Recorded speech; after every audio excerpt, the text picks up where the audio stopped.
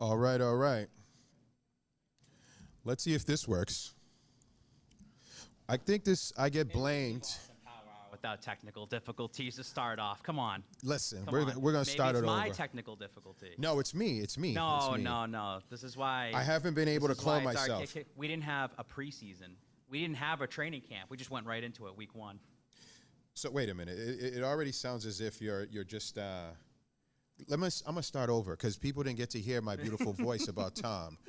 And the reason that Tom is on here, ladies and gentlemen, why? Because there's 12 days till we get back to harmony, Patriot love, Patriot hate, Patriot chaos on the offensive line. But you know what? Let me shut up because my boy from another mother, he's here with me, and I don't want him getting mad at me because it's been a long. It's been a while, but you know what? We'll get into the season. We're back together. It's been months since we've been together. I think the Patriots last year crumbled in December, which means Boston Power Hour crumbled in December as well. Like cookie crumble? Yeah, not good for you. I had more fun going to Las Vegas at the end of last season. That was nice. And seeing Jarrett Stidham play. That was nice. With the Patriots at the end of the year. But things are going to change this year. I'm very optimistic. I'm sure you're not. I'm sure you're going to try to be realistic. And I'll be Mr. Optimistic. Wait a minute. And we'll get into that a little bit later. But that's why they call us the Salt and Pepper Boys, okay? I got to be that salty guy. I'm an old man. You see the salt and peppers in my face, but you're the hot and spicy guy. And listen, I know over the summer you were somewhat ranting. Not much has changed with you, my friend. Not much, all right? So let the people know what's going on in your mind, sir. Patriots Nation. We are exactly 12 days away from opening kickoff of the 2023 season, right? And I've been holding this with me because we're just 12 days away. You know who wore number 12 in New England? Tom Brady. That's the guy that they're going to honor week one against the Eagles. And I'm going to tell you this, and I hate saying this. The Patriots absolutely fumbled the Tom Brady ceremony and the Tom Brady return. I'm sorry. Now, listen, don't get it twisted. I'm going to be out there week one. I'll be in the stands. I'm going to have an exciting time. It's going to be great. But Tom Brady won 6 Super Bowls for the New England Patriots. He is the reason why your franchise, the New England Patriots, are what they are. Tom Brady deserved an entire day dedicated to him down at Gillette Stadium, kind of like Larry Bird got at the Garden when he left Boston, right? Right. I don't get why in July or August you could have not sold out Gillette Stadium. You're doing it for Taylor Swift. You do it for Ed Sheeran. You're doing it for, AC/DC coming up or whatever it might be. You got all these concerts at Gillette Stadium, but you couldn't get Tom Brady to get 80,000 paid fans, and they would sell out to have Tom Brady at the 50-yard line and just have him soak it in for about an hour and just talk freely. I do not like that this is going to be rushed. Again, Cliff, we're 12 days away. Hold on. Are you hating on Taylor? No. Are you hating on Taylor? I'm hating on the Patriots organization because I poked around and I have said, hey, what's it going to be like? What's the ceremony going to be like? Well, you should get in your seat a little bit early. They might be doing something, probably a jersey retirement. Oh, I don't know when the ceremony is. Is it at halftime? Why are we mixing this with week one? It's a circus act is what it is. It's a way to use Tom Brady to sell tickets. I don't like for the home opener, our team's not that good. Well, we'll get Tom Brady. We'll get people up there. Tom Brady deserved an entire day, and it makes me question going forward how the Tom Brady ceremonies are going to be handled. You see him recently in Las Vegas with the Vegas Raiders, in their locker room, yucking it up. You're telling me you couldn't get Tom Brady to come down to Gillette Stadium, even if you had to pay him a couple mil just to show up? You're telling me that you could not do that? Babs. No. Because there are people that support the New England Patriots that don't have the funds to go to week one, that want to celebrate Tom Brady, that want to come from upstate of Maine, that might want to come out from California just to be there. You're telling me you could not sell $20 tickets and just sell the entire stadium out for Tom Brady? The fans are deserving of that moment. I think it's been ripped away from the real fans to just put them into a distraction of week one, and I'm really upset about it. Again, I'm going to have a good time week one, and we're going to celebrate his legacy. They absolutely fumbled this. Who's our coach again? Bill Belichick. Do you think Bill had something to do with this? If Bill Belichick had his way, he would not want it week one. It's a complete distraction for the team. I think Bob Kraft was like, Bill, we got to have him at least one time. One time. Belichick did not want it week 1. Belichick would say, put it week 4, week 5, week 6. Do not put it week 1. It's a complete distraction. It puts so much pressure on Mac Jones. But is it to a make sure that distraction? he plays the right way. Like it's Is a it a lot of pressure on the distraction, Bill? organization. It's a distraction. Yes, it is. I don't know. I'm looking at it like this. Let's be somewhat realistic. Is it fair to say we're not going to the Super Bowl? Yeah, that's fair. Okay, fair. Is it fair to say that we might have to crawl into the playoffs? We'll talk about that later. Fair. Fair. Okay. I'll give it to you. Is it fair to say that this is still a business? Fair. Bob Kraft had to get him in the building. If it's a business, you could have sold 80,000 tickets, right? I agree. I Like, agree. You could sell that. I mean, you're selling out Gillette Stadium week 1 no matter what. But How much are those tickets going for anyway? I mean, the cheapest right now is $440 after fees to get in there. So. Ow! My goodness. Yeah. Listen, I look at it like this. You have the owner, you have the coach, they come to terms, they agreed on one, this is where we are. I don't agree with it, but at the same time, I feel as though you was kind of hating on my girl Taylor. See, I'm not a Swiftie, but at the same time, I don't know that people would have kept going to celebrate him for a whole day. It would have been awesome. I think like Jay-Z would have pulled up. Meek Mill definitely would have pulled up. Yeah. It would have been a great show. And it's a distraction away from, it should not be mixed in. Tom Brady ceremony should not be mixed in with the football operations, of the day-to-day operations. It should be completely separate. Everyone has that nostalgia feel. Like you said, you can have all the celebrities come out. People would buy tickets. People would be tailgating out in the parking lot. You could have had something at the Hall of Fame. I think it was rushed completely. 100%. And Kraft rushed it right away when Brady made that retirement, like, I'm gone. And I just feel that they're going to fumble it. We're 12 days away. You have no idea how the timeline's going to be set up. I'm sure it's going to come out soon. That's usually what happens after I say something magically happens. They're listening to you, bro. But I think it's just rushed. It wasn't done the right way. I've been told this is going to be years of ceremony. So like next year, they'll probably do the Brady wing in the Pats Hall of Fame. He'll be a Pats Hall of Famer first before he goes to Canton. They're going to end up doing a statue at some point. I think they're going to do a jersey retirement week 1. But no, I think they just, I'm telling you this, a little hot take here, a hot take. The Tampa Bay Buccaneers will do a better job than the New England Patriots on celebrating Tom Brady. Are you guys already giving him beers? Is he already drinking in here? What's going on? Nothing. I've had nothing so far. This is insane. I'm stone cold sober right now. So where are you getting this from? Where are you getting this from? Why would you say that the Buccaneers just hired him for a Super Bowl and said thank you? Yeah. That's it. You think they would have a better celebration than we? Yes, they would. 100%. Holy shit. This man gave you 6 Hillman and Gronkowski. Okay. So, I mean, I don't know. It's just, it almost feels like the organization is going to use you when they feel it's needed to be like, hey, let's bring Brady in to get a boost of ticket sales. Let's get Brady in here to really push the tickets. It should be separate. It should be completely separate from the actual football organization. It is ugly. It is ugly, my friend. It is ugly. But at the end of the day, I have to say this. It is what it is. They're not going to, they are just saying, let's get these guys in. We might, don't beat me up. We might not have a good season. Let's get in what we can get in right off in the beginning. Because these first 4 games, they're crazy. But you know what? Before we get, because I can see you're a little heated. I've been sitting on this for months.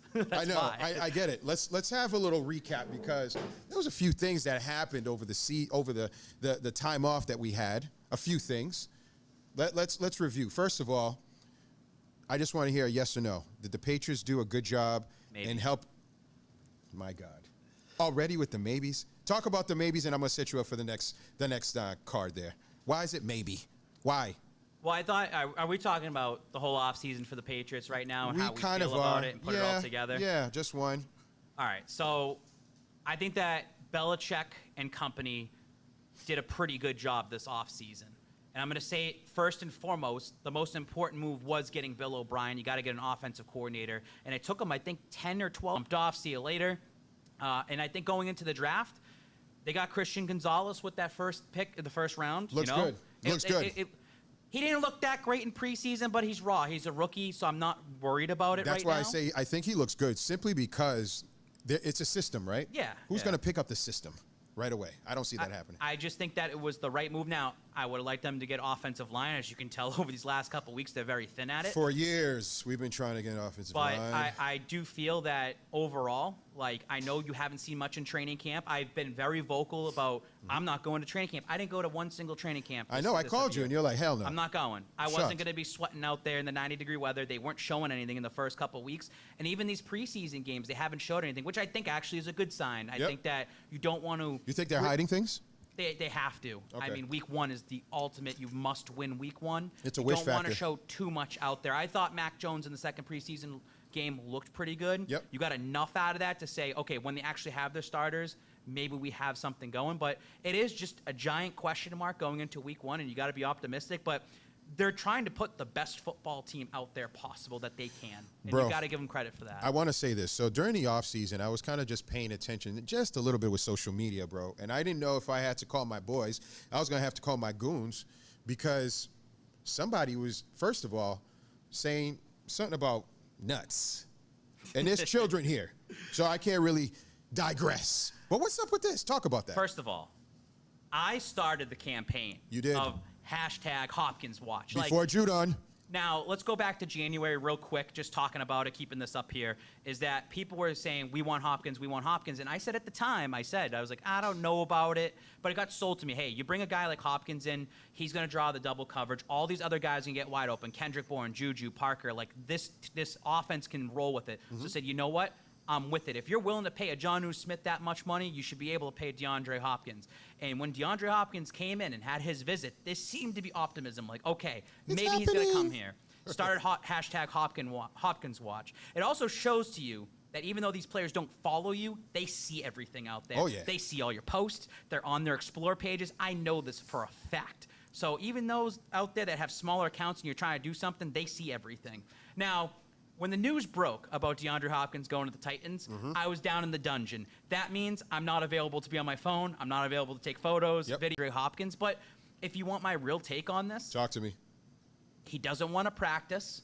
He doesn't want to put in the effort. It doesn't fit what they have in the system. I know for a fact they offered him a one-year deal. Yep. It was very incentive-based. Yep. And he said it's not worth it. Now, if Hopkins gets hurt, Yep. he's out of a contract. Like, these players want guaranteed money. Makes sense. Like, he's up there in age. Yep. How is he going to be now? Now he's not on the PEDs, right? Is he Yep. still going to be the same? So at the time, it's upsetting. But overall, the Patriots end up getting Zeke Elliott, and you got something at least onto the offense that make you happy. And then on top of that, look at the players like Demario Douglas or Kayshon Boutte that have stepped up, and even a Kendrick Bourne. Like, these guys have stepped up in the preseason and training camp that Hopkins, it was actually might work out for them. You might have someone that's working hard that wants that spot, and I think it might work out in the long term. We'll see. But You said a few funny things, that bro. Hopkins reached out to me and DM'd me and apologized, by the way. Just put that on the record. I got you because I was gonna say I was gonna put that out there and talk just so people understand because I was bringing the boys out. The Wolves were coming out,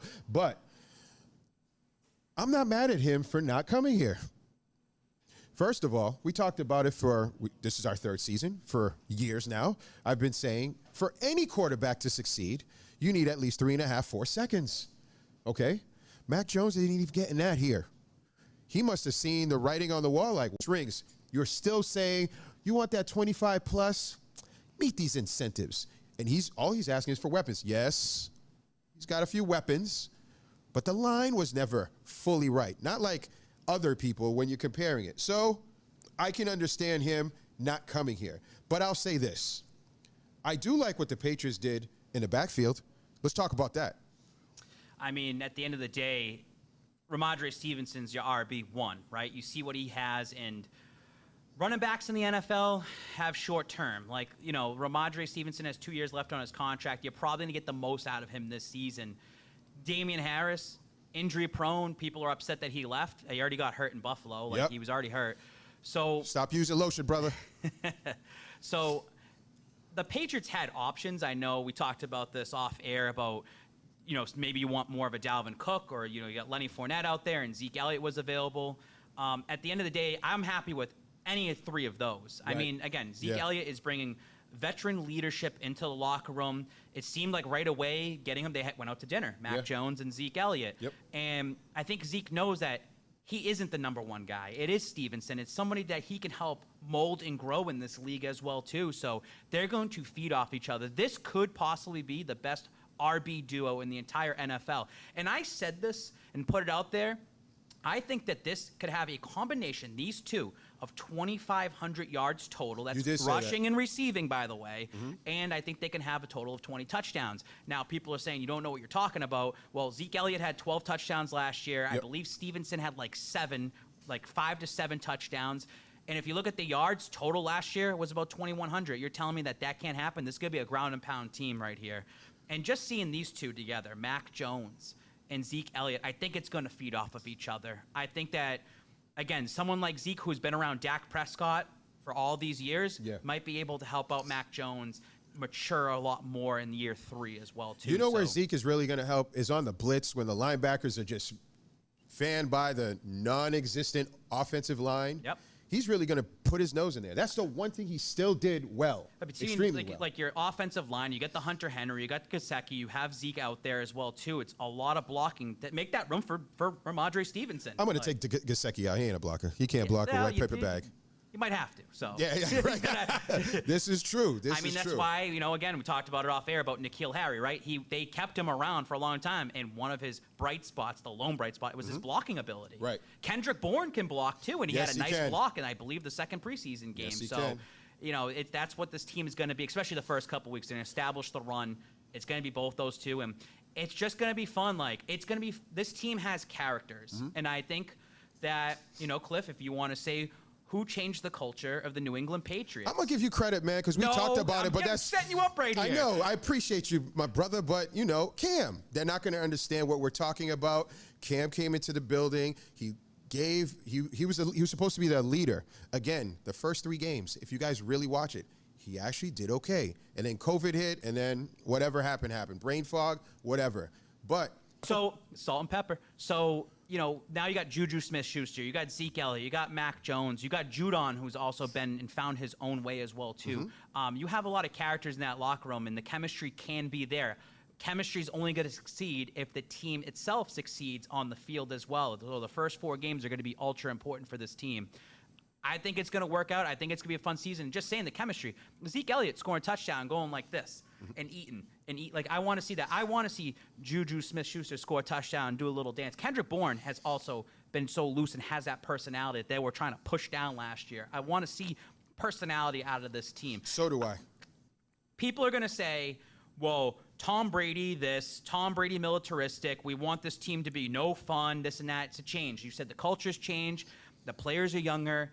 It's different. Like we said, not going to a Super Bowl this year. I want them to. Would love to. Everyone wants them to. Why not? Yeah. But let's have some fun. Let's win some games. I think that's important. It builds the culture. And then maybe going into year 4, Mac Jones, maybe you bring it back a little bit, right? There you go. Maybe you're like, all right, hey, we had our fun last year, but if we focus a little, we tighten things up. So you guys got to think long term as well, too. And I think, too, it's probably going to be easier for us to digest this product that's kind of subpar, for lack of a better term. It's not the Tom Brady days. It's not the glory days. He's not running down that tunnel anymore. He's not going to go there and give you that fist pump. This is Mac Jones. But the only thing I think, and I don't want to jump ahead, I don't think they really did him any favors. Because guess what? He's going to want another contract.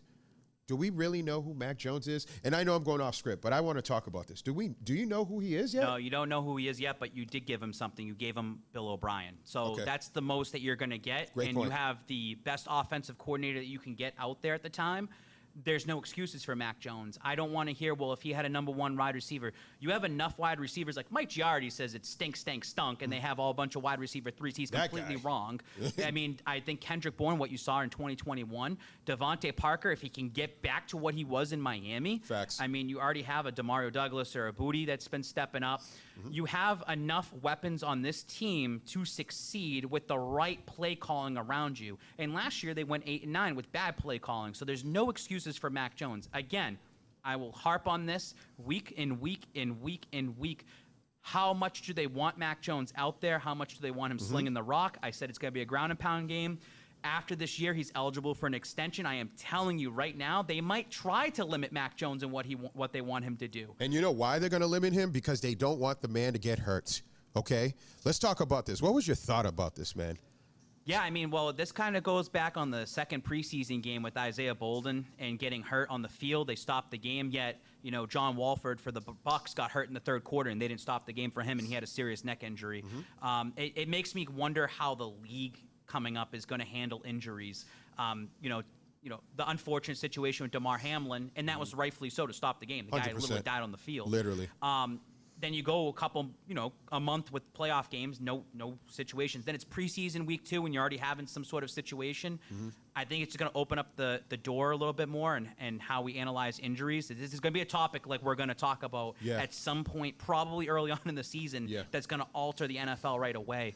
But I agree, too. You got to protect Mac Jones as best as possible. They didn't do that on the offensive line for him this year.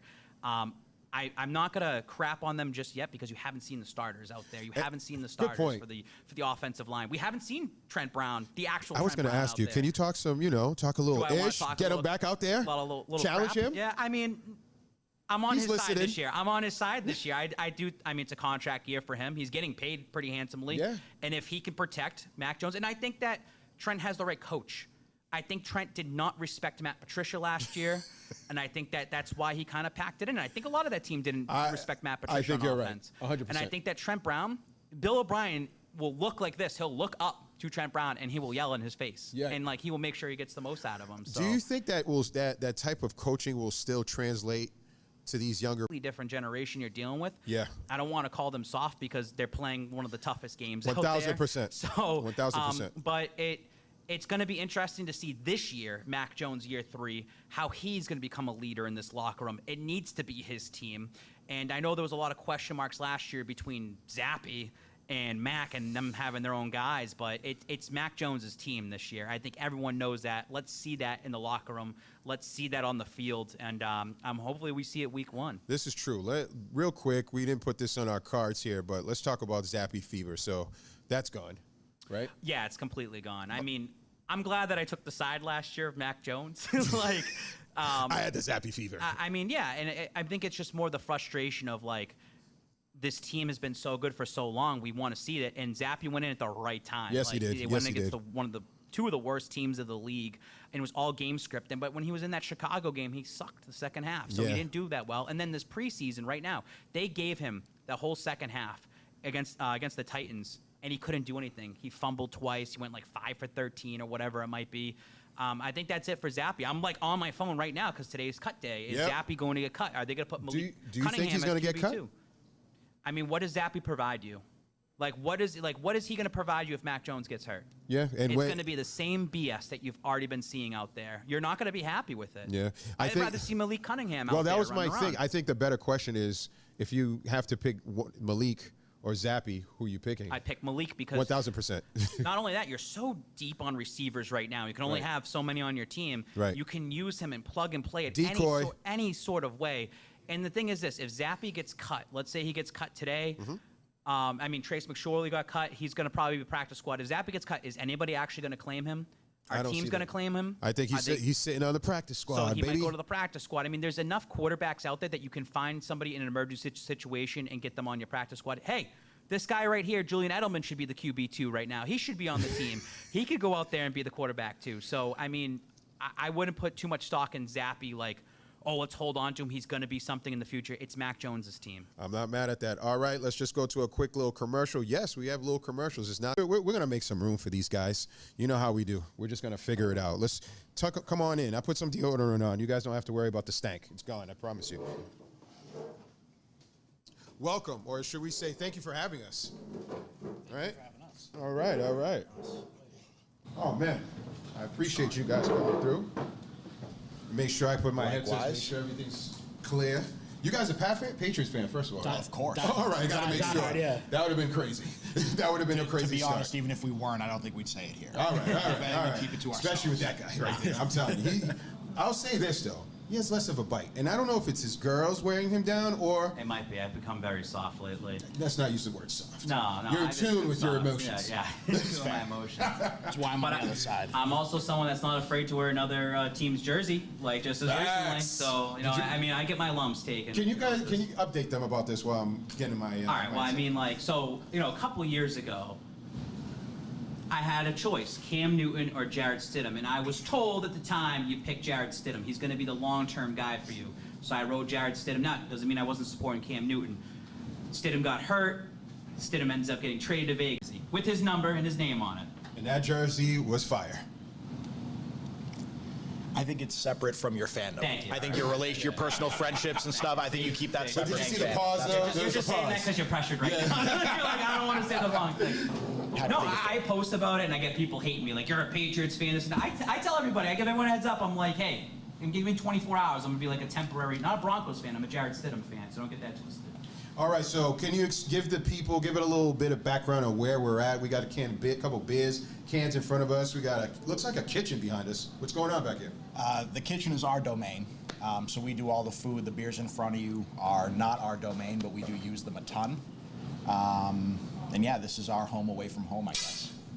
Especially in this business. It's where you kind of... So are you both chefs? Yes. Yeah. All right, so who's the better cook? Depends on what's Keep it real. So I'm gonna say him. I'm super modest about that stuff. Like, I don't know. you know, the food thing's kind of dope. We could definitely do it together. He kind of talked me into it. Went to culinary school after that, but it definitely started as like a kid. Like it was like balancing. Like, do I want to be a chef? Do I want to go into sports writing, sports journalism, and then kind of pick a side. And then on my end of things, it was kind of just, I did my 4 years of college. I got my degree in hospitality, and I thought about doing, sports agent, law school, that sort of thing. I shifted midway through, and I'd been working in restaurants my whole life. So by the time I graduated, got the diploma, what do you want to do? Well, this is something I enjoy and I'm good at, so kind of just follow that route. Do you guys have any like future goals and like something you want to accomplish? Like what is something that you're like working towards? I think this is probably the first thing. I think we've always wanted to put like a restaurant in the hometown. We're born and raised Brocktonians. Yeah. So this means a ton, and I think eventually down the road our own place would be great.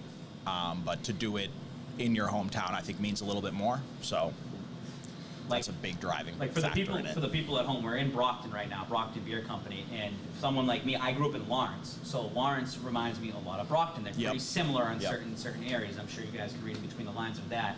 To have the Brockton Beer Company, this is my first time here. I only live 15 minutes away. I'm a South Shore kid now. It's amazing like what the downtown can be with this right here is kind of like the starting point of the downtown. It's definitely just getting started. They're doing a whole lot of stuff. I mean, even getting here today was like 3 or 4 detours down streets for new So buildings. I was like, doing all the construction. I'm not used to the city living again. Like, and like just going around, like you said, all the construction, driving. Yeah, probably that. It's getting like this kind of crazy hype. People that come in like, oh, I've heard that someone said, oh, try this burger, and it's like we do so much more than burgers here. But like it's like the go-to of like everyone's like this burger, this burger, this burger, and it's getting this crazy kind of cult following to it that So they make you put like a little extra love into it, like. I mean, there's always maximum love into it at all times, but there's a homemade bacon jam on it, so definitely people like throw a little extra on there and they make that count a little bit. That's always Are the we one. gonna see that burger in like a burger competition? Because I know they do something like in the local area, like they have like burger competitions. Yeah, I'm not much of a competitor type. I mean, I'm always like whatever you do, wherever you are, that's good. Like I don't need the comparison. But if that's something down the line, then I guess it is what it is. But I've had people, you don't want to invite it either. Yeah, right. yeah. Like it's a slippery slope. Yeah. So that don't need bacon jam, we actually like had someone steal it the first time we made it. Oh, really? So we went to an event and a lady took what was left of the jar and we were looking for it and we're like, where's the rest of the bacon jam? She brought it home with her, delivered us the empty jar, and she was like, this was outstanding. And I'm like, you're the first person that's ever stolen anything, so that recipe stays. Yeah. Right? So a lot of that stuff is how we drive most of the menu. It's things that get good feedback, it's creative stuff, and it's things that, What did I have, like 12 wins maybe? I can definitely scale it back this year and be realistic. I do want to say, because what we're going to do is we're going to run this through wins and losses. And Cliff, are we going to pick it as a unit and say this is what the win is going to be and this is what the loss is going to be? You get your pick, I get mine, and it's gonna. I think. So you're gonna. Okay. All right. I mean, I'm just. Well, last year we argued about certain games, like in giving them wins and losses. We had to come. But it was fun. It was fun. But I will say, like I've said about the schedule since I've seen it and it comes out in May, I break up the schedule in pieces. So I break it up based on the first 2 games, the second 2 games, the third 2 games, then going into the bye week. Then I break it up into like the last 4 games and after the bye week. So it's all broken. It's really hard to pick wins and losses in the exact areas. I think it's a little bit easier to pick in stretches of 4 games. Like, this is what they need to be in this stretch. This is what they need to win in these stretches of games as well too. And me doing this a couple times in this off season, I think I found the formula of what I think will actually happen this year. I like to hear that. And I'm going to be optimistic in the Patriots at least going over 500. That Super Bowl was definitely stolen from us. So it's like part of me says, you know, home crowd behind them, and maybe that pressure is purposeful on Mac Jones to play well. Like, hey, you know, light the fire under you. Okay. He's here. This is a team that we kind of struggled against that Super Bowl. Not really struggled against, but guy got robbed from us. Okay. My mind says Philly's like Pats take the loss there, but I think it's a good game. I think it's a close one. I think we had like a home team side of us. But I think it's a loss in the end. Okay. There's no moral victories. Okay. No, there's not. We But don't like, have those. but it's close. So for you guys, just so you can see my logo there with the nice little L there. It will stay there. Okay. What's Team Babs saying over there? What's going on? You can take it away and see if I agree with you. All right. I get final say. I'm kind of I like that. that works for me. I definitely think that Philly's going to take it. Like you said, I think it's going to be a close game, but I think that team is just a giant powerhouse, and we've got a good defense. Their offense is stellar. I just think we're going to have problems with Hurts because we tend to. Uh-oh. So to go on like what you were saying about the Super Bowl being robbed, if a loss to Philly, you got to give a win to the Miami game. Because Okay. I actually That's will, fair. as if I'm picking wins and losses, I would give the win against Philly, but a loss against Miami. Really? That's the way I have it Ooh. right now. I'm the inbred. Okay. So I would go dub for Philly. I go loss for Miami, and the reason why I put a loss for Miami is that, no, again, like if you lose to Philly, Miami's got to start the season back-to-back road games. They're going to LA, they have to come back home, then they got to go up to Foxborough. So that's Okay. a lot of traveling already. So you might catch them slipping. So that's why I say it's 1-1 right there. What are we thinking for Miami, bro? I think that's a win. Really? I mean, it's a division game at home, and we're always good for like a couple of those throughout the year. I think, you know, looking at the division now, it's strong, but I just think Miami on the road here, you know, yeah, I know Tom's not there anymore, and that great record's not there. I still think it's a win at home because I don't see us winning the inverse of Miami. I definitely don't see them sweeping us. Who's, So I think that's who's when we win. Miami's backup quarterback? I think I don't know if it's Jacoby Brissett now. It might be Brissett. It might be CJ? Brissett or- That sounds No? right. Yeah. Okay, my son was supposed to be here to give me some intel, but he's not working. Who's the backup? Who's the backup for Miami? Is Jacoby? That's why happy All right, so I I'm going to agree throw this there. to Babs. Are we going to the Jets game? I'll be there. Okay, so I'm coming with you. coming? I'm coming Okay. with you. Well, yeah, What's happening we'll be down there. outside of that? Are we winning the game? So again, like I look at this as another 2 games in a row. The first 4 games, if you put it all together, you can see on the screen, it's going to be 2-2. So they're going to have 2 losses at some point, 2 wins in this. I'll put a loss against the New York Jets. I don't want to say that. I think the only reason is I think it could be like a 17-16 type of game. It's going to be very close. I can see the Jets just narrowly beating the Patriots. Rodgers getting the victory. The NFL needs that as well too. And I think that really kickstarts what the Jets season is going to be. I don't believe in the moral victories. I don't believe them going down there and barely, losing the Jets is a big thing. They'll bounce back against Dallas week 4. That's a win in Dallas, no matter which way you look at it. So I have them 2-2 to start the season. Again, they could beat the Jets, then lose to Dallas next week. I just have it 2-2. And I think the most important thing is you need to be 2-2 after the first 4 games. If you're 1-3, not hitting the panic button, you still have. They've been 1-3 and they went to the playoffs before. All right. And then I think everyone should agree they should beat Dallas week 4. I do. I'm Yes, not- they should. Yes, I they do I should. mean, they're not. I hope they do.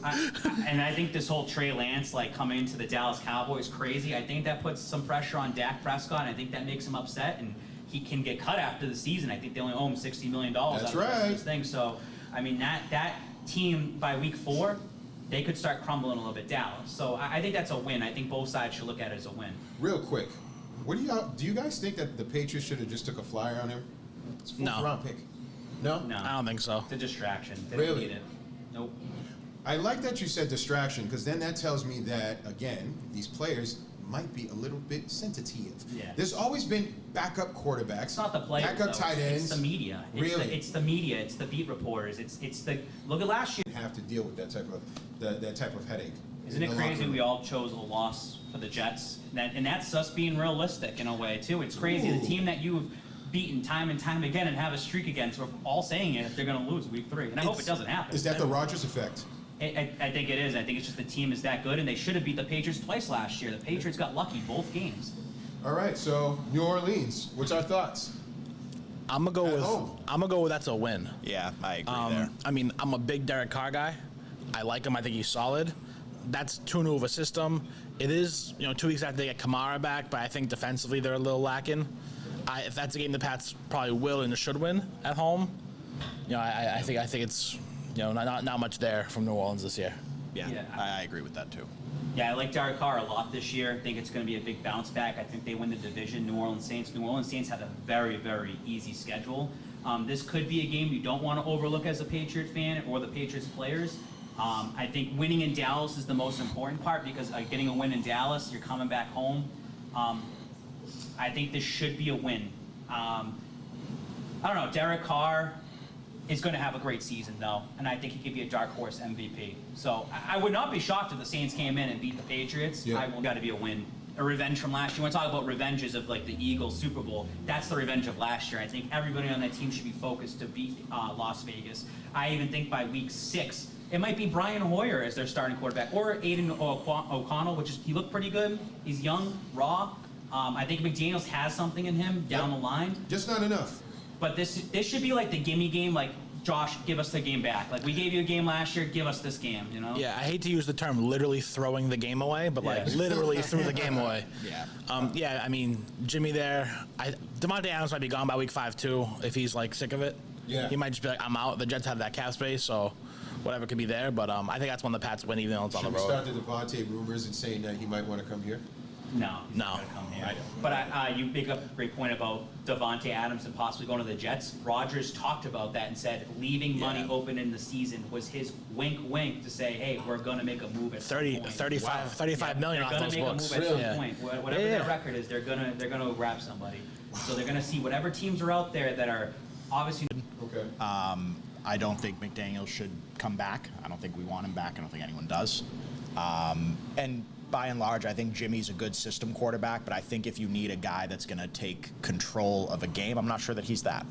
He had so many weapons around him in San Francisco between Kittle and Debo, and the ball wasn't in his hands a ton. Then the problem with that team too, with the Raiders, and just now following them, I had to follow them religiously last year, and then this offseason, they haven't replaced anybody on defense. They haven't done That's the anything other to side the of it, too. defensive side of the ball. They've gotten just replaced offense. It's Patriots West out there. That's Yeah. what they're doing. So, I mean, if you're the Patriots, you should know the tendencies of all their players on offense and be ready for Yeah. it. So, again, it's a win. They have to win that game. I'm going to put this as a dub because I know you just hate Buffalo. Is that all right, Babs, or what do you think? No, that's going to be a loss. Oh. I actually have that as a loss. See, I'm trying to be realistic. I like that. I want to be realistic to you. Down- I down don't want to to be the earth. complete Patriots homer. If you want me to find 13 wins, I can find 13 I know wins. you can.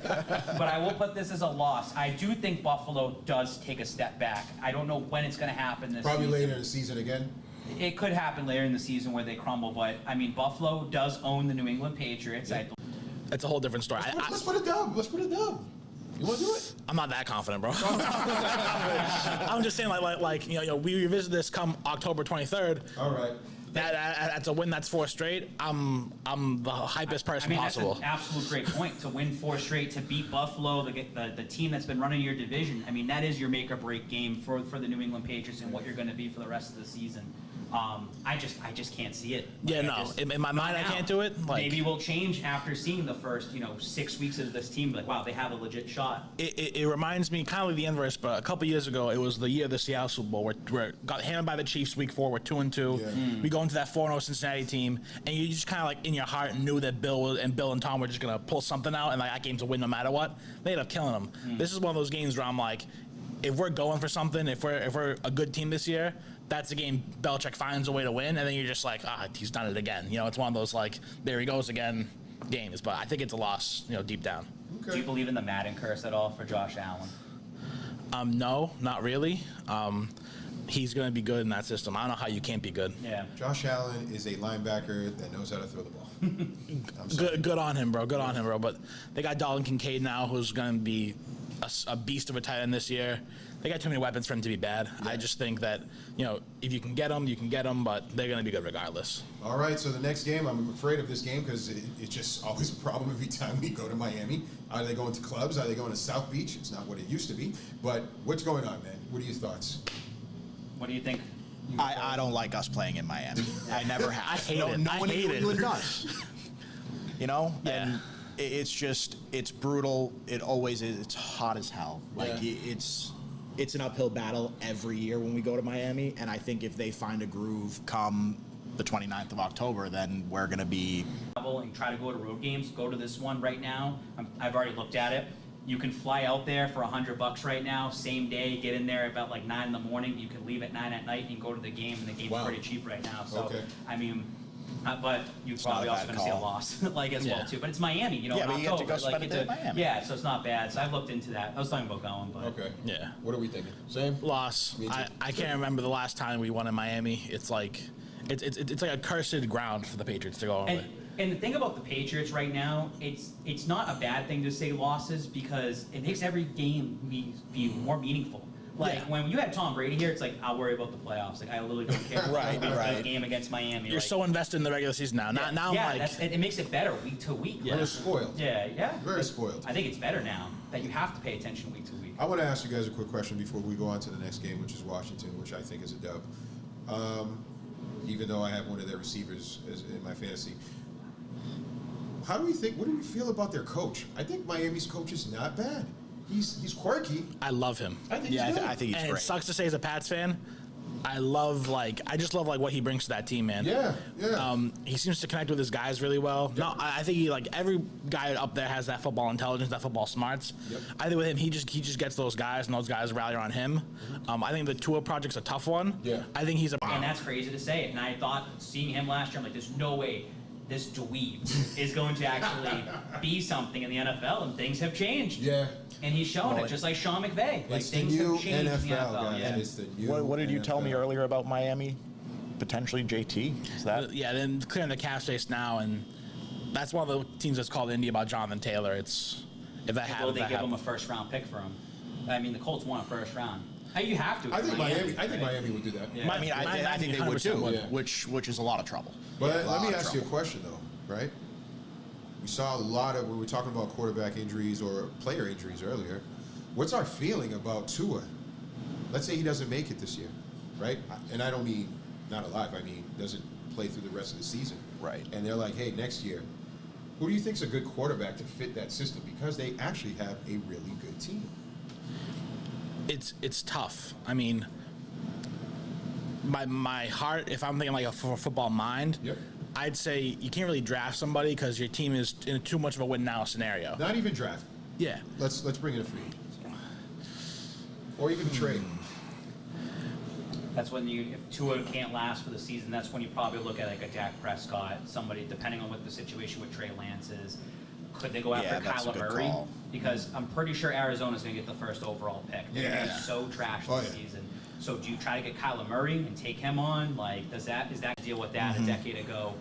The fact, again, like an NFL comeback player of the year, I think it could be Tua, and for him to bounce back and have the situation they have, it's like the NFL just kind of sweeping it under the rug, saying like, yeah, I mean, you can still come back and play and be fine. So even though he really is one shot away from Yeah.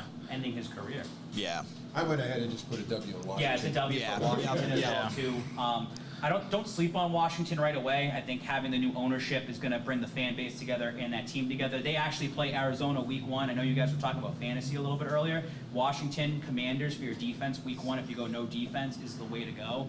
Just start anybody against Arizona. They're going to be so bad. I'm streaming the week 1 with Josh Dobbs as quarterback. That's how I'm feeling. But that's a team that you can take advantage of. If we have back-to-back losses with Buffalo and Miami, that's a great bounce back game for the New England Patriots. Yeah. And right here, right now, going before that game. Yep. I have the Pats 4-4. I have them at 500 going into week 9 against Washington. This is the time of the year that you got to make that run, similar to 2021. Yep. I think that they can make the run based on the teams that they're playing. Washington, they're in Germany on week 10 against Indianapolis Colts. That should be a W2. It's probably the Anthony Yep. Richardson starting that game. That's a home game for the Patriots as well. It's going to be a big home crowd in Germany for them. That's a win going into the bye week. Now you set yourself right. Now you're 6-4 going into the bye week, and you got 2 straight wins. You finally can rest up there. So I mean, you see the same way for Colts. Yeah, I mean, I will say I think Belichick's favorite meal is a rookie quarterback. Yeah, 100%. Sam Howell doesn't really count. He was drafted last year, but I kind of like what he brings to Washington. I think they're a good team. That defense is going to be tough. That'll be a win. Indy, especially if there's no Jonathan Taylor there, it could be a Kareem Hunt fill-in. That's still I think Richardson's going to be awesome. I think the Pats are just going to swallow them whole. Let me go It's so backwards tough. if I could. Eric Bieniemy. He's in Washington. Thoughts on that? Do you think he picked the wrong job to go to? I think he picked the right job. Really? I think what they're looking for, the teams in the NFL, like there's all talk about him not getting a head coaching gig, right? Right. Is it something with Rooney Rule stuff? Is it, a Pat Mahomes crutch? Washington's a place that has quarterback issues forever. Correct. If Sam Howell comes out, they could be a 4-win team too. If he looks good, like a starting quarterback, Oh man, yeah, he's a superstar. you're like, yeah. okay, he's obviously what's changed is this guy being there and Eric Bieniemy. point, great And point. they have weapons on offense. I'm not sure if it's McLaurin on your fantasy team or Jahan Dotson, but Dotson. both talented guys, Yep. two good guys in the backfield, and a defense that's always good. Yep. And Riverboat Ron rolls the dice. I think Bieniemy instills confidence in quarterbacks. Yep. If Howell's riding a confidence high, just plays well this season, looks good, that's any team's head coaching gig right there. Is just Bieniemy. Yeah. I So we agree were with talking that. about quarterbacks earlier. Daniel Jones, he got himself a bag. One decent year. 40 Are million? we gonna have problems with the Giants though? No. No. Saquon? No. No. Okay. Okay. Patriots are going to have a good run-stopping defense. I believe in it. Keon White is going to be an absolute stud for the Patriots. Menace. Yeah. I mean, again, it's going to be another home game for the Patriots in a way too. Something, don't sleep on this, is that I believe the Giants have a bye week the week after. So they're already going to be exhausted. You're going to be feeling pretty good. Okay. You're going to have that bye week in between. Okay. I think and it's a must win. It's a must win. You got to start after the bye week with the win. 2021, Yep. when they had the Colts after Colts. the bye week, you crumbled. And Yep. it wasn't the right way to start it off. This is the run that you guys got to make right now. I'm gonna put a W on the next game. They're falling apart over there. My thing is, I never pick a West Coast team playing an East Coast team at 1 o'clock on the East Coast. They Because of the never travel? worked out. Yeah, Travel that- schedule. yeah. Travel's a big one too. Also, I think Chargers have talent. I think Brendan Staley might be an issue there. Yeah. I think people talk about that. It's like a lingering thing now. I think Herbert's got it. I think they have enough investment in the team, both sides of the ball. If it doesn't work out, that playoff loss to the Jags is like an all-time embarrassment fumble. I think it's one of those things where they're going to start tapering off this year, be a sub-500 team, and the coach is going to get the axe there. So I think it's one of those games. This is a weird area now when you talk about wins and losses, because now we're 12 weeks, 13 weeks into the season. Everything changes. The Patriots team's going to look different. The Chargers team's, the Pittsburgh team, Kansas, everything's going to start looking different. So it's really hard to kind of pick and choose where this team is going to be. Right. But when you're looking at it as a whole, and if you want to go to the playoffs, you have to beat the Giants, you have to beat the Chargers, and you have to beat Pittsburgh. And it's a short week, but you can beat Pittsburgh on the road. They've had some trouble last year, Yep. week 2, and I do like Kenny Pickett a lot. I Kenny do. Pickett, George Pickens, George, I like like that that. team, Mike Yep. Tomlin. Yeah. So it's not a game to sleep on as well, but I think that you win against Pittsburgh as well too. I agree. So where are we going? Bab, teams Babs, a dub or L? I think we're going dub. Okay, let's do it. All right. And I obviously when you said dub as well. For Pittsburgh? No. Oh, the Chargers, yeah, that's a win. That's a win. That's a win. I kind of jumped ahead there. You're good. 'cause it's just again, I cluster these. So the Yep. cluster is Washington, Indianapolis, Giants, Chargers, Pittsburgh. Those are 5 straight wins.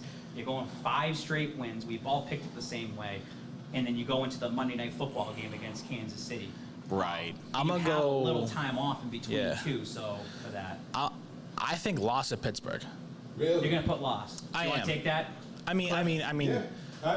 it's so. I think they're an elite offense over there now, and they're actually just like I think the coach. They're always playing for Mike. They're always playing for him, right?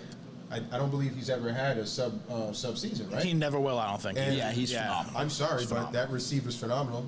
Quarterback looks like he has an arm and he can gun and he's mobile. What are we talking about? With And them, their pass rush yeah. is going to be a problem. If our offensive line is our weakness, their pass rush is going to be an issue. Yeah, for them, it's a secondary issue in Pittsburgh. But I think on the offensive side of the ball, like, Najee Harris, if it's Jalen Warren as well. Freiermuth's a big target tight end. They drafted Darnell Washington out of, I think it's Georgia, that he's a freak of a tight end. Really? He's a 6'7" dude. Oh, Freak. What's his name? Darnell Washington, I think his name is. But with Pittsburgh, it's a short week. It's in Pittsburgh. Personally, I think Mike Tomlin's the second best coach in NFL history. That's like my hot take about him. Okay. I think he's awesome. I think it's one of those games that is going to be close. I think we lose it because of a short week, but it's a toss-up, I think. Okay. KC, any optimism here? No. Okay. Yeah, I would put it as a loss as well. But again, clustering the last 4 games here, I mean, we can go down a little bit down the line here, but it's 2-2 to finish the season. That's the way I look at it. Where are those 2 wins coming from? Where are those 2 losses coming from? You can pick and choose. Could they beat Kansas City on Monday night, actually having like a little time off? Yeah, they could. They could sneak out a victory. They've been close to doing it before. They almost did it with Brian Hoyer and Jared Stidham, like in the COVID year. Like they, if Cam Newton started, they probably would have won that game against Kansas City. I think it will be a close game. It's at home. Corey Dillon's coming out for that game as well too, so he'll be up. Yeah, he'll be up here for that game. And again, if you're, whether that you take a loss in Pittsburgh or we have the 5 straight victories, you're still rolling right now against Kansas City. Is Pat Mahomes going to survive the entire season? Right. Like, unfortunately, I think he's due for an injury at some point. Like, that team is due to step back at some point, right? I mean, they said that about the Patriots for 20 years. This is true. So I'll take a loss there. And if we're going to move forward here at Denver, Yeah. I'd probably put a loss at Denver as well. And it doesn't matter who's starting quarterback. And I'm not saying that because of Jared Stidham.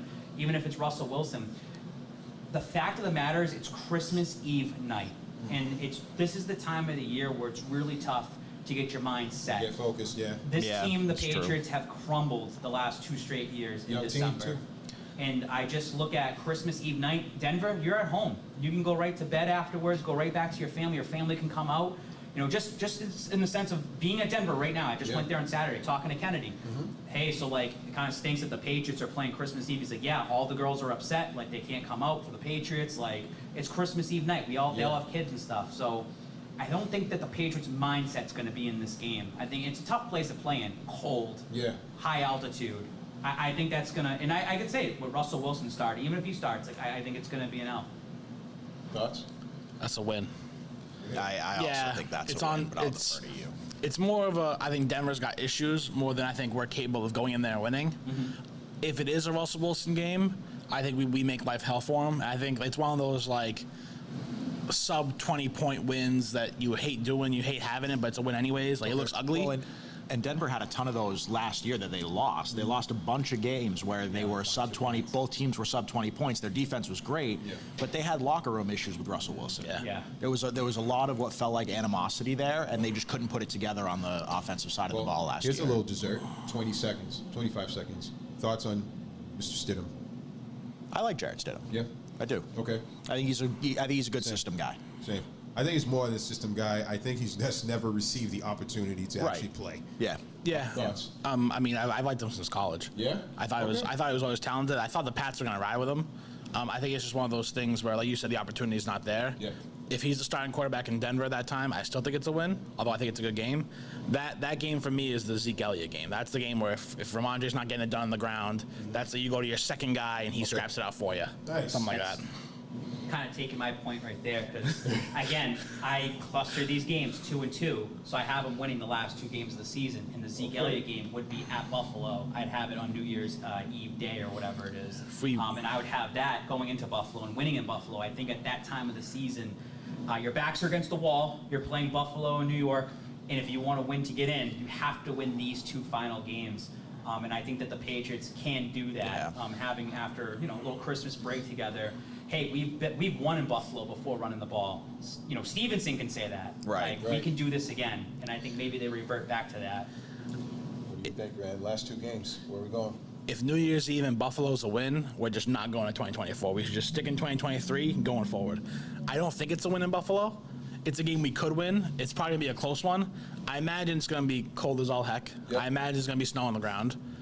And I just think, them being at home pushes them through. So I think we go lost and win versus the Jets at home. Yeah. Wow. I think so. I was actually saying reverse. And this is for Benny the Butcher, okay? He's out there. He's a Buffalo fan, okay? He's a wrestling fan, and I'm trying to get him to get us some tickets so we can go out there and put it in their face. Because I think we can win this one, believe it or not. Because for whatever reason, I don't know if you guys noticed, towards the end of the year, it gets a little cold, the offense changes a little bit. And we know about our Mr. Harris. Yep. Him and the lotion. Yep. Mr. Fumble. That's why he's probably not here. Yep. Thoughts? I've said for 2 years about this, and I will stick with it. Mac Jones is not a cold weather quarterback. He struggles in December. We saw it in 2021. We saw it even last year too. He struggles out there. So that will be another test for him, where he's got to wear that scuba suit probably and see how he can get through it. just like Peyton Manning was never a cold weather quarterback. That's why he needed to play in a dome, and that's why they needed to be the 1 or 2 seed, so they have home field advantage the whole way through. So another test for these 2 games, 3 games, 4 games, because it's all going to be cold in December Yep. for Right. Mac Jones, and we'll see where he is. But I'll give them the benefit of the doubt that they can just run it down their faces. And for the Jets, for me, I'm going to just say it's a loss. I think Aaron Rodgers, last game, has to prove something, going to come in, do what he does. The Magic's going to come out. They'll be gelling by that time. I think they'll have a nice little bit of chemistry. He's starting to see, like, hey, I got to prove my worth here. What happened in Green Bay is what happened in Green Bay. Get me here in the playoffs. And if Brees Hall is 100% throughout the whole season, my God. him and Dalvin is trouble. Big time. I'll give a counterpoint here. I don't think Aaron Rodgers plays that football game. Really? Yeah, no, I don't think so. Oh, They they locked sit up the down bye because week. bye week? That's No, fair, yeah. not a bye week. I think they're going to be stuck in the 5 seed. They won't be movable from that seed. That's a Zach Wilson game.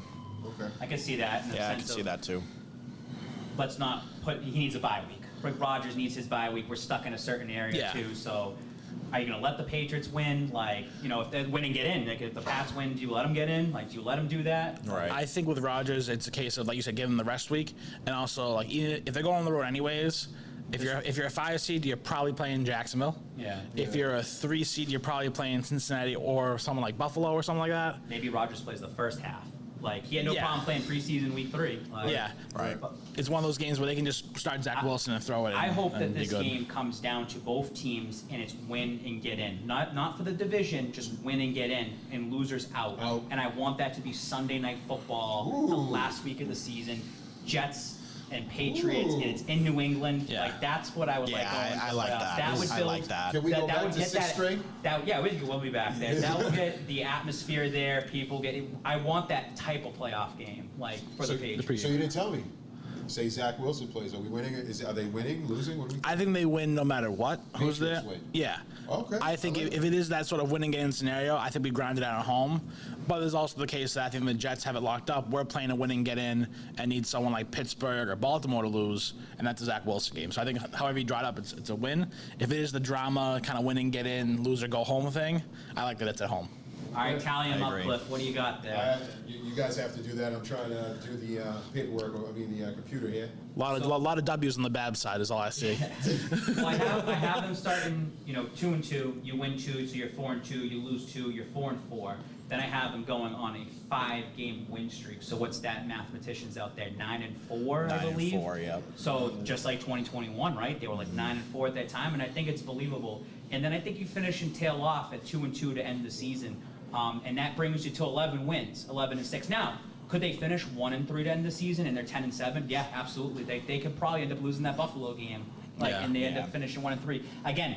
Possibly limping into the playoffs yet again, Right. and not at this. You want to go and win 3 straight. I'm giving them those last 2 wins as like this is your way to step into the playoffs. You can't just fall backwards in the playoffs like you've done before. No. And I think they've learned their lessons. So I think in terms of wins, I have them at 11. I think 11's the most that they can get. I think that will be their ceiling, and I think their floor is 9 wins. So I can take 2 wins out of there, and I think that's what your floor is. Yeah. I agree with that. I think that's solid. But do you think you have to make the playoffs this year? Yes or no?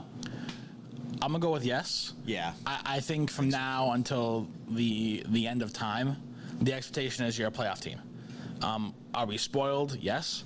We'll always be spoiled. But I think currently with Belichick still there, like even last year, they weren't a playoff team last year, and they should have been a playoff team last Yeah.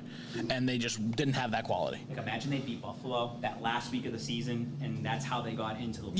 Yeah. Like, It's one of those things where like, it definitely wasn't conspiracy, that deserved. whole punt return, like kickoff return to start the game, and they like Mac Jones played a pretty good game too, and Mac Jones did well from that Jets game on the road all the way through the season until that last game where he only had like 1 interception for a string of like 8 games like Yeah. last year. So Yeah. I think Mac Jones overall too is a game manager. That's his type. I don't think he's going to be chasing points. It's hard for him to probably put up 24 points a game. I think this defense is going to look so good that Bill's going to tell Bill O'Brien. So Belichick's to tell O'Brien, I can hold teams to 20 or fewer. Just give me 21 points. Right. Give me 3 Yeah. touchdowns. I don't care if we win games 21-20. I don't care if we win them 41-20. Like, I'm going to get 20, and that's Yeah. what I'm going to keep the defense at. Right. There are going to be mistakes. There are going to be games where the defense gives up 34 or whatever it might be. But I think that's the consensus between the two, and I think it's going to work. I don't think Mac Jones can be flashy. I don't think they're going to put up 40 points a game. 21 points, I think, is doable. That's not asking for a lot. No, that's a normal, average NFL offense. Yeah. And that's what they have to be. They'll probably be a top 10, top 5 defense. They'll probably be a top 5 defense, I think, easily, is what they're kind of looking at being. If we're a middle of the pack offensive team, you're a 10-win team, and you're probably looking at a road playoff game. Yeah. Well, this was very entertaining. I want to thank you guys for dealing with my guy over here, because you should have seen last year's picks. It was a little, Coming off that high of 13-4? Yeah, no, I think I probably gave them 12 wins. But I was coming off that high of like going to the playoffs. All right, like they should put it together, and I mean, just being optimistic. But then again, so last year people don't realize. I know people. All right, I know people. I hear things. And He knows stuff a like lot of that. people. I know people. You hear things, right? Last May, they didn't get a playbook in OTAs till like a week prior to OTAs. Like they had no playbook. So you're already falling behind every other team. Yeah. And then, you go through the OTAs and they didn't look good. You got even David Andrews kind of talking crap about the team, Mac Jones looking frustrated. Then you go through the preseason and you go last year to training camp and they look terrible. Then they get the fights with Carolina. Then they're going to Vegas and they looked awful in Vegas for that entire preseason week where they got owned by the Raiders. And then they had that preseason game where Stidham outplayed Mac Jones that game. It's been a complete 180 this year. I think they've looked a lot better. I know we've only seen a small sample size, but you're not hearing this like the Pats don't know what they're doing. They don't know what they're doing on offense. And what we've seen just in that second preseason game, they look at least decent enough, both defense and offense, that they can at least do something this year. So I think it's a complete 180 from last year. And the fact that they got 8 wins last year with that wretched coaching staff. And again, there was games where the Vikings game, they should have won that game. Like the Bengals game, they were getting blown out anyways, but like that's a game that you had a chance to come back and win in there as well too. So Yeah. Do we not want to say names? Like that's a Matt Patricia difference, or like? maybe well, maybe the Matt Patricia difference works because he's with the Eagles now, and maybe he accidentally drops the playbook and says, Yeah, who knows? I've dropped it at 6 string. I don't know how it got picked up by the how Patriots. did that happen? How is he there? Can It's someone just- explain that to me? Why is he there? Yeah, Like like- why? Who He knows? has to know dirt on somebody. Like that's Yeah. like the Marvin Lewis. Well, it's Marvin Lewis is in the league for so long. Like How? It's How does that work? It's Eagles playing the Patriots week 1. Who knows the Patriots better than anybody on that team? It's going to be Matt Patricia. So he's going to at least try to say, this is kind of the schemes they run. This is what they might be doing on defense. Like he's got to at least know their defense. Right. Hey, Hurts, like this is how you're going to have to play against them. But Bill's smart enough to change a lot of things around. And I mean, I think that's why he's there. Yeah. And he'll probably be the scapegoat when the Eagles have like maybe a rough stretch where like we gotta get rid of somebody. Get rid of Matt Patricia. If the Eagles lose that game, I don't think he makes big 2, man. I mean, it's He's their fall on the sword guy. Yeah, yeah, Right? definitely. Like, All right, well, guys, I want to thank you guys. This is where we bid you adieu. Appreciate We're you. getting close, but again, we'll be back here. I know I will. I'm not too far from here. When are you guys open? If you want to give the hours so people can come and check it out. Yeah, I mean, for the fall, we're gonna rock, our usual Wednesday through Sunday. Okay. Dinner service 4 to 10. Saturdays at 12 to 10. Sunday at Bummies at 12 to 6. Okay. Definitely have some Pats games on the lounge to have for I guess come by. Nice. But yeah, it's good food, it's good beer. If the Pats are on, then there's never a bad time here. So Let's do it. That's I what like our fall that. season's gonna be like. Well, I want to thank you, but before you guys go, I want you guys to stick around because obviously we're in your establishment. But I want you to hear this guy because, like I said, he's Mr. Famous. He got to hang out with someone. Yeah, don't shake hands. Cut it out. Cut it out. Talk about it. Like, how was your trip, man? Go ahead. I had a great time in That's it? Denver. I was just in Denver. So when it comes to Denver, I talked to Stidham back in, I think, a free agency. He reached out, said, hey, I'm going to Denver. The Patriots were playing out in Denver. It ends up being on Christmas Eve, so I know I couldn't make it out there for Christmas Eve. You got kids at home. I can't do that travel schedule like that. So I said, you know what, I'll at least come out during the preseason knowing that you're going to start at some point. It's been fun to follow the Jarrett Stidham journey so far and continue going forward because I get to see and do things that, like, I'm a fan of football at the end of the day. So it's been fun to just come out. I go out on my own dime. I get my own hotel, get my own flight. Hey, Jarrett goes to me and says, here's your ticket for the game. You get to sit with his wife, you sit with the family. You experience a new stadium. I've never been to Denver before. I leaned in and told Kennedy I would not come out to Denver if it wasn't for you being here. I don't really see myself coming out here. And it's just being a support system. And I'm telling you, like, just being there and seeing Jarrett play, he knew we were there. He knew that I was there coming, pretty much halfway across the United States. His wife's there, his brother's there. And I felt like it just made him play a little bit better. And just getting to see what the Broncos are like. It's like a recon mission. I think the Broncos' offensive line isn't that great, and I think that the Pats have a chance to beat them later on in the season. We'll see what ends up happening. And kind of get a feel with the fans. Like, people see me wearing a Jarrett Stidham jersey. I mean, it is what it is, right? Did you get a lot of hate? But, no, I mean, people see a Jarrett Stidham jersey. I'm the only one who's going to wear it in the stadium. So people are like, oh, you must know him. I'm like, yeah, just a friend. Like, that's what it is. And then I turn it right away. What do you guys think about Russell Wilson? And I think the consensus, Cliff, about 60 to 70% of people are saying, I hope it works. Yeah. I don't think anybody truly thinks the Russell Wilson experiment is going to actually work there. Again, I'm not rooting for Russell to get hurt. I'm not rooting for Russell to not succeed. I think that's wrong to do that. But I do hope that there is – I think what the most important part that Jarrett did was he put pressure on Russell Wilson to win 41-0, and they were up 27-0 at halftime, and that's when Stidham was done. Stidham took a shot to the ribs, and I bring up that picture again real quick because I'm a tell-all guy like on here. All right, I'm obviously not going to say anything, on social media. The real ones who get to watch this get the inside scoop on this stuff. So what happened was Stidham took a shot to the ribs, like really bad. We had to wait over an hour for him to come out on the field afterwards. What is getting iced up? Got to do media, got to shower, got to get x-rays. Everything's all squared away. He comes out, and he's wearing that shirt right there. You can't see it. There's a reason. Big bulkiness, like right in the side right here of just ice and bandaged up. He wanted to get out of there. I was exhausted. It was a long day. I was like, I got to get a picture with you. And I was like, but I can't because you're bandaged up. It would have looked crazy because it comes out all the way to the side. So Kennedy, nice enough to say, like, let's get a selfie, and I'll stand in front of him so you don't see it. So shout outs to Kennedy. But shout out to also Jarrett for taking a shot like that, coming out for one play and going right back in, still leading a scoring drive to kick the field goal, and still coming out the next drive and going down for a touchdown drive. So I think that he built a lot of confidence from his teammates. And I think the most important part is that was their only preseason game in Denver. That's how you make a stand, because we all have knee-jerk reactions, and we all have short-term memory. If Russell Wilson stinks week one, people are going to be calling for Jarrett Stidham. Like that's just like last year with Zappe and Mac Jones. We dealt with that. That's what they could end up doing in Denver as well. But I had a great time. It was a quick trip. Fly out Saturday. I took a red eye home. Man. I took a red eye. Watched that. Jesus. I was at the airport for like 11 hours because I had nothing else to do. There's really nothing in Denver that I wanted to go out and see. I did it all on Saturday, and I was at the airport for probably 11 hours, just like walking around. And I mean, it was a good time. And I want to apologize to Jarrett because I didn't have his highlight. Nice clip, great ball. The guy could throw. We always knew that. Yeah, the guy could throw, especially a deep throw. He has escapability. We all know that he had some cleanup work to do, which you brought up, as far as like surgery, cleaning up, taking some time off, and it looks like it paid off. It has. I mean, he's taken his fair share of lumps over the last 2 years, especially with the offensive lines he's had. And again, it's just a kid who's 27 years old, who just turned 27 years old, that's still trying to find his footing in the NFL.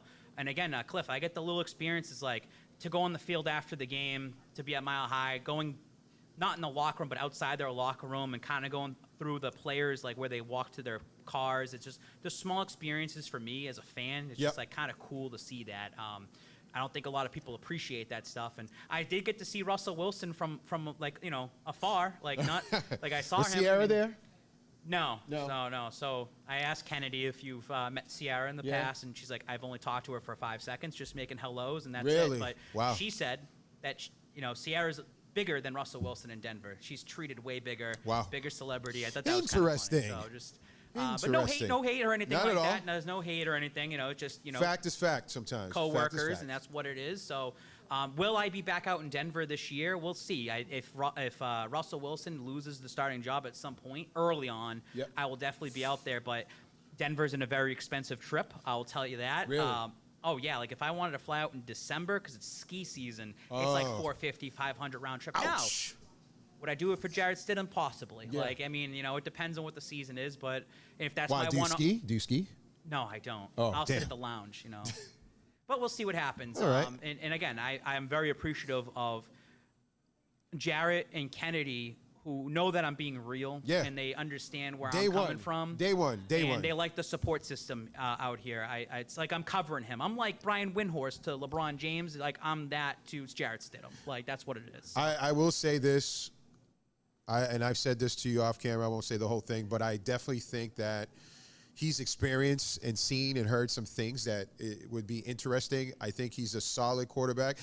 He's never said anything negative while here. He was supposed to be the next man up, or at least been given or extended the opportunity to compete. As they say, everyone and every year people get to compete. I don't think that was actually provided or given. And since day one, you've got a lot of backlash, a lot of people hating. Even I pulled you. I was like, dude, are you sure? It's like, no. And you sat there and showed me video, and that's props. And that's what felt great about being in Denver on Saturday, was that not that you're supposed to talk about sports betting and know people and this and that, but I had the Broncos -6.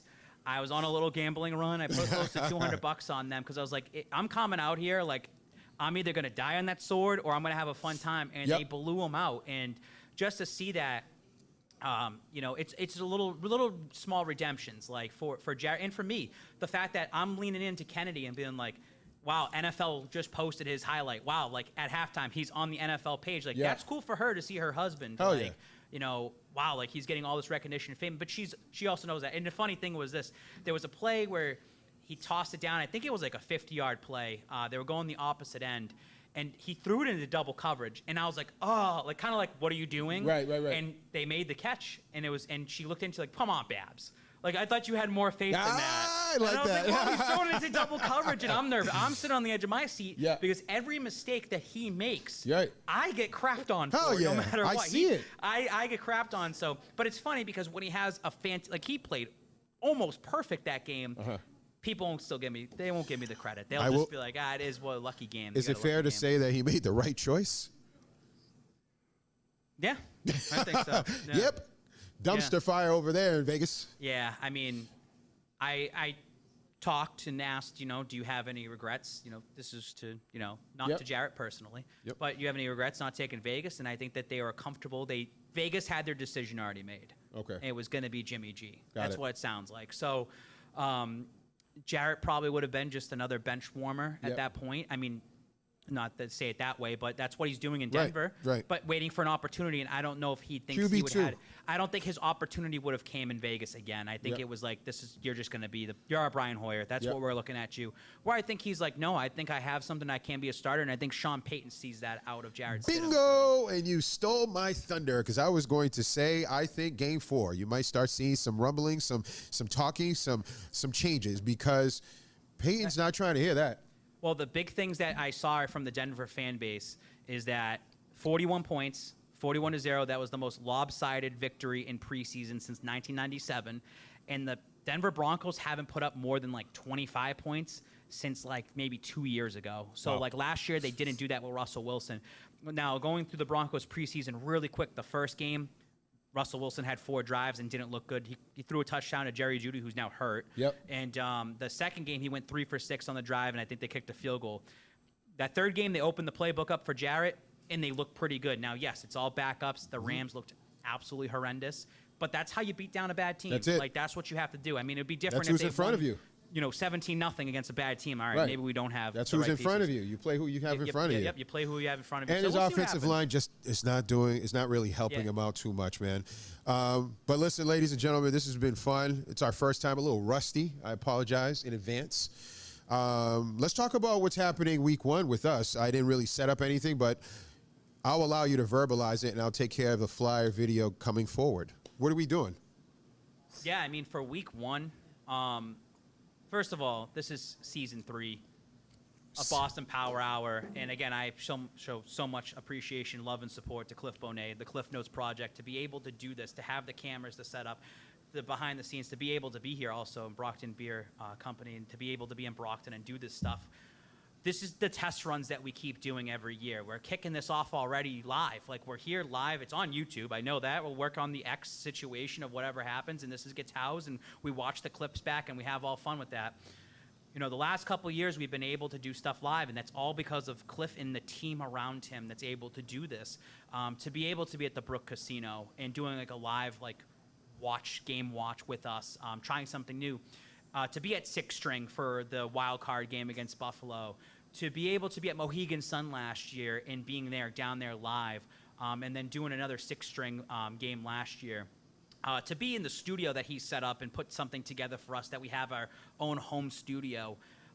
The most important thing is no one's really doing this for the Patriots organization in terms of a fan base. And it's a lot of work that goes behind the scenes, and I appreciate Cliff. So it's been something that we've been wanting to do for the last couple of years because we talked about it since day one, and it takes time. It's finding the right people. You live and learn. So week one, we're going to be live at the tailgate for the New England Patriots. We are going to do a live pregame show week one. It's going to be at Olive and Mint. It's a 20-minute walk from the stadium. Got to be off property. That's when you're off property, it's the Wild Wild West. You can do That's right. There's a lot of stuff we can do, and I don't want to get into it yet. But we're going to be about a 20-minute walk from the stadium. It's easy in and out parking. We're going to have flyers come out probably later this week that gives you all the information. The lots open up at noontime. I'll be there a little bit earlier, so maybe get there a little early. And I think it's something new. It's something exciting. We want to be able to give other people an opportunity to come out and talk and have a microphone and say what you got to say and be loose with it. I mean, I appreciate the production quality that you provide us together. And to be able to then have our platform and give it to a couple other people to be able to talk and do their thing as well, too. So Can we sprinkle just one name that's going to be there? You brought him up. Sausage Guy? Bow. Yeah, we're going to have Sausage Guy out there. That's a big deal, man. Who else? Brockton Beer Company. That's right, baby. That's right. So, I'll go through my bag of people that we want to come out, and I'm sure there's going to be other people that are just going to come out and support us as well, too. Yep. It's just something different. No one's doing it. We'll see how it goes, and appreciate Olive and Mint and their, family to let us come out and do what we want to do. Right. It's worked out so far, and again, it's the Wild Wild West out there. We'll see how it goes, and if it goes well, we'll do it again at some point down the road. But to be able to kick this season off at Brockton Beer Company, to be able to go to week one, the tailgate, is a good way to kick off things, and we will have college vibes. College vibes, man. Yeah, it's like I mean, it feels tailgate, like it. yeah. I think as we grow and we understand more, because I'll be honest, Cliff, we could go out there week one and it starts raining. Oh, don't worry, I got that covered. Literally covered. You deal with certain people, and but let them know about that. Actually, so he mean, brings a good thing. Guess what? Because of the family, they're allowing us to actually go into their facility to keep the party going. Yeah. So we're all right there. Instead of having to go into the woods, into those nasty, what do you call those, porta potties? We have real bathrooms. I was actually shocked. They said that that was one of your questions. Yeah. Was like, we've been working on this for months. But shout outs to you, We've been working though. on this for months. Babs is not, and I want people to know this, because a lot of people are DMing me, hey, everything okay with you and Babs and this and that? And I'm like, yeah, we're good. But he's doing his thing, and he's continuing to grow, which was always my number one thing that I've wanted. I said, there is a Boston Power Hour thing, but I want him to grow. So we got away from the Spike King, and we got Babs on the mic. Even his logo has changed, as you can see on the bottom right or left. I'm dyslexic. Don't judge me. But anyway, he's growing. He's watching your kids grow is dope, dude. And he's saying soft. No, you're not. You're just maturing and getting older, and all the little things we spoke about as far as writing a book, being out there. Since the bigs don't want to put us on the cameras, we're doing it our way. And I'm very excited. He one day just hit me up. He's like, hey, I think I found a place. Let's look it up. I said, let's do it. I saw his vision, and I'm going to light it up for him. I'll tell everybody, if I could, I would do this right on Gillette property. I would be right there in the Tailgater 2000 lot. And trust me, we've talked about it for the last couple of years of doing something like this. You can only do so much. Right. And you got to do it the right way down there. And I've seen other people try doing things like this, and they get completely kicked out of the way.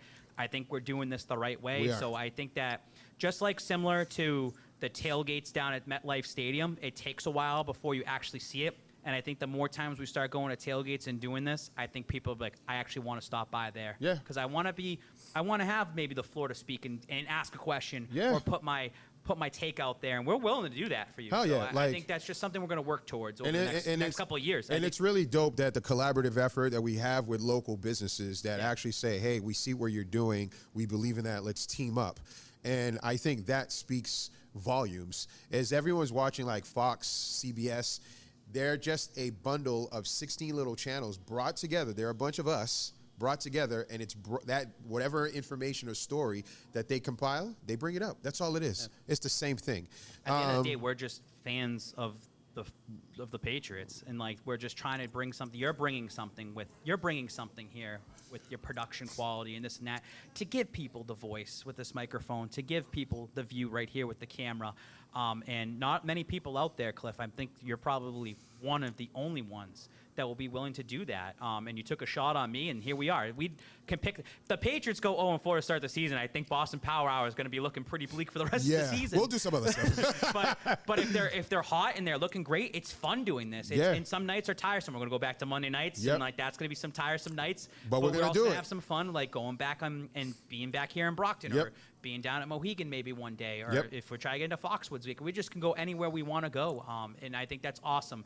Not many people can do that. And there are people out there that have been real to us, and others that have just not given us the time of day, and we hope to continue to show. We're always willing to work with anybody. For sure. Want to just keep growing. Well, this was good, and I hate the fact that we're ending the show this way, but we are who we are. We don't really have any quote unquote agendas. I'm going to put you on this, man. So I'm going to have you lead the way on this one. But I was a little disturbed. You sent me some information today, and after you talk about it, I just want to share a video of an interview that I did that's relevant to this piece that Babs brought up. Mike is all yours, sir. I saw this morning. Matt Judon tweeted out, I guess Ariana Grande is coming out with a tribute song to Mac Miller. And then Matt Judon said, absolutely no one cares. Don't be sad now just because he's dead and it's your fault. I thought that's just like the wrong choice of words to use for Matt Judon. Listen, I kind of have been talking privately about this. I didn't put my personal opinions out there on X because I don't want to get hammered by everybody. I know Mac Miller has a lot of fanboys. I know Ariana Grande has a lot of fanboys and girls. Like I see that, right?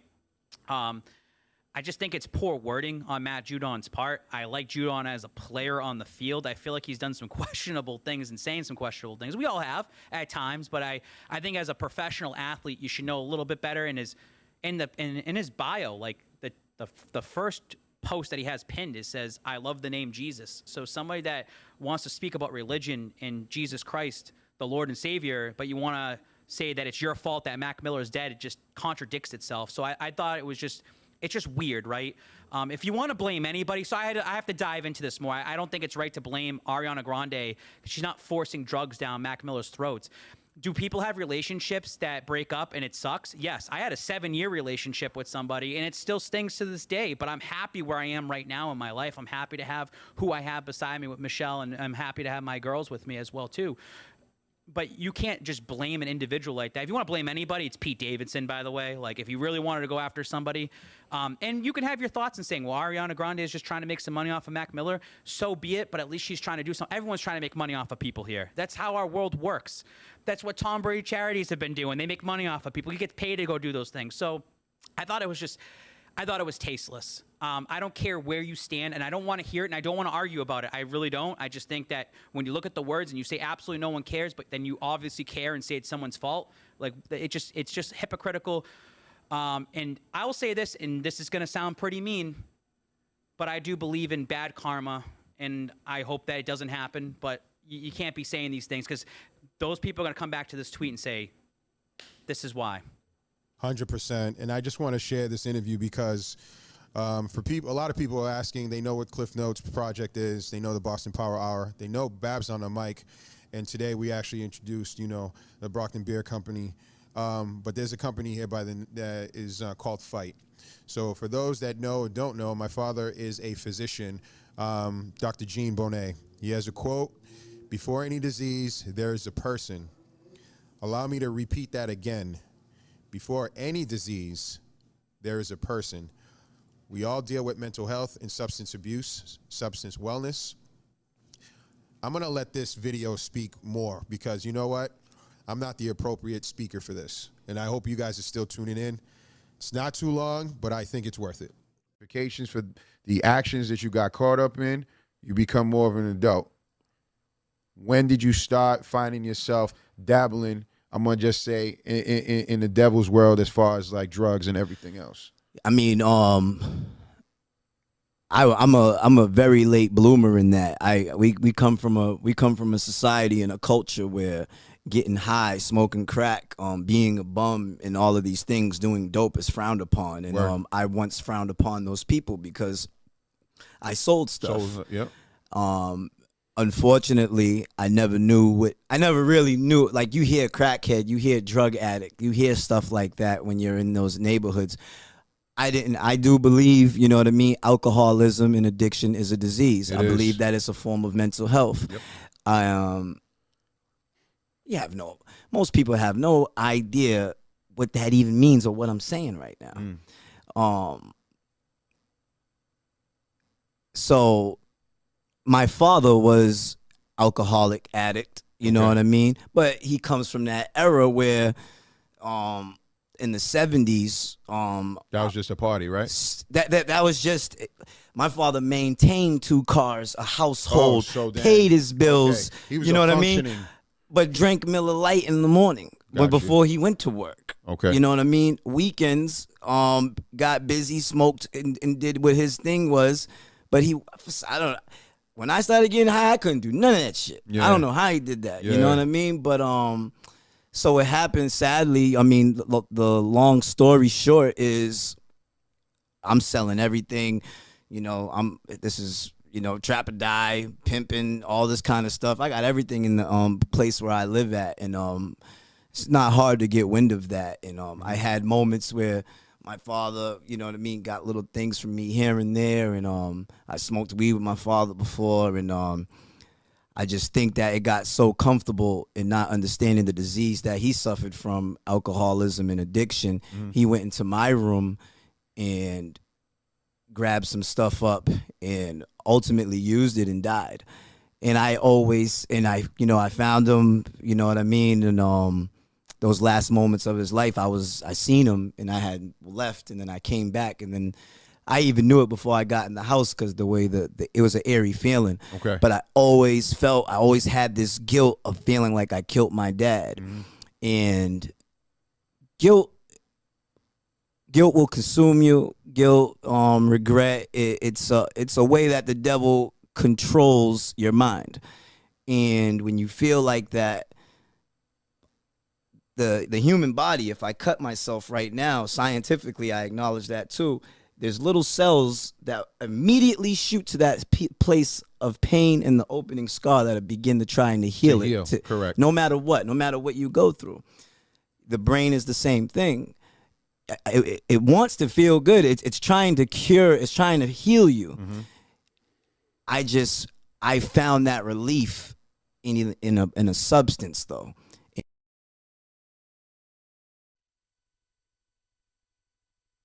And that was just a little clip from artist Exit Fame.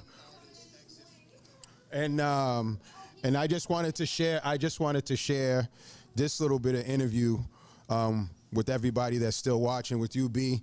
I don't want to say more than that, but I want to say, everybody, thank you. Please continue to watch Babs on the mic. He's a star, and that's why I bet on him. Please continue to support all of us, the Cliff Notes Project. Please come by Brockton Beer Company in Brockton. We're going to continue to provide content. We're going to continue to do what we do, which is enjoy the game and show our love for the game, but from our perspective. Anything you want to add to that, bro? No, I think that's fine. I'll start ranting and go different ways. So Yeah, you will, but yeah, you can hold that for later. Yeah, we got plenty of time this season. We do.